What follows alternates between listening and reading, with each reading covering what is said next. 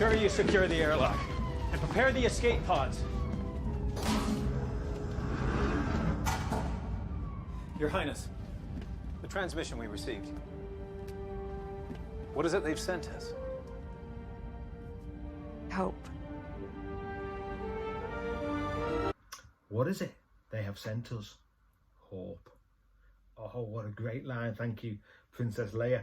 You have been sent hope. I don't know whether you realise this, but in this challenging, difficult, horrendous year that we have had, hope has been sent. Hope is coming, and we need to grab hold of that.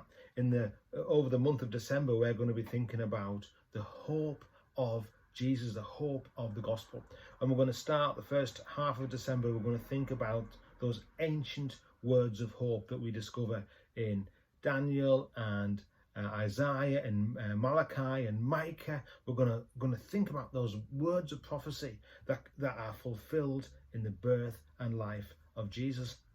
And then the second half of December, we're going to look at the nativity story in our devotions and think about the hope fulfilled in Jesus and what that brings to us. So we're going to look at these ancient words that bring hope to us. You know, often I think people think Jesus just appears and goes, oh, I'll be the Messiah. But that's not the case. He is prophesied. There is a message after message after message that says the one who is to come will bring hope. And that is Jesus.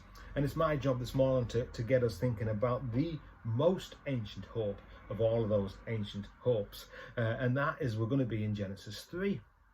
And if you know anything about those first 3 chapters of Genesis, they're all about the fall of humanity, how we sin, and how sin is dealt with, and how there is not a lasting deal dealing with sin, and something else has to happen. And in Genesis 3, we get the first inkling of the something else that will come.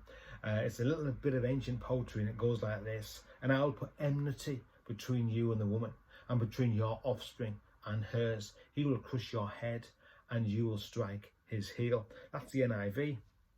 In the Hebrew, it actually says, I will put enmity between you and the seed of the woman. And if you know anything about biology, which you probably do, you know that women don't have seed, they have eggs, and that men have seed. And we discovered that with the invention of the microscope in the 19th century, 20th century, not 19th century, 18th century, not long ago, actually, in world terms. So here we have a 8,000-year-old piece of poetry that says women has seed.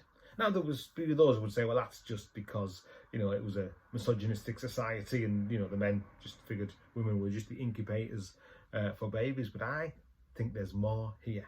There is an ancient promise about hope. And I'm not the only one. In the 2nd century AD, Bishop Irenaeus, he was the first one that we know that said, look at this. This is the Messiah. Jesus is born of a virgin. I won't steal that devotion, but Jesus is born of a virgin. She had seed. Amazing. And he crushes Satan's head at the cross. Amazing. Calvin, writing in the 1500s, 1600s, something like that, he says actually the seed of the woman is the church, and the church is the one that crushes the seeds of Satan, that we, because we stand in the power of the Spirit, we have victory. But I'm going to go for this morning anyway with Irenaeus, because he talks about the seed of the woman, and the seed of the woman crushes the head of the serpent, but the serpent bites the heel of the seed. And that for us is important, because this is not just about the birth of Jesus, but it's also about his death and his resurrection. Because at the cross, Jesus takes on the sin of the world, doesn't he? And Ephesians tells us that those things are nailed like an IOU to the cross, that all of it, the sin that is in us as humans, but also the sin that is in the world. And Jesus takes it. He takes it, and he is crucified. That is the viper biting the heel, because the viper's got poison, hasn't it? The serpent's got poison, and so Jesus takes on the poison. But look what happens at the resurrection. Death is defeated, and the head of Satan is crushed. We read about that in Revelation, don't we? I haven't got time for that this morning. So we see this incredible prophecy, ancient and wonderful, and it gives us hope that the sin that so easily besets, the pain that we're going through right now, the challenge of COVID-19 or all those other horrendous things you're facing, they are temporary, and a hope is coming. What have they sent us? Hope.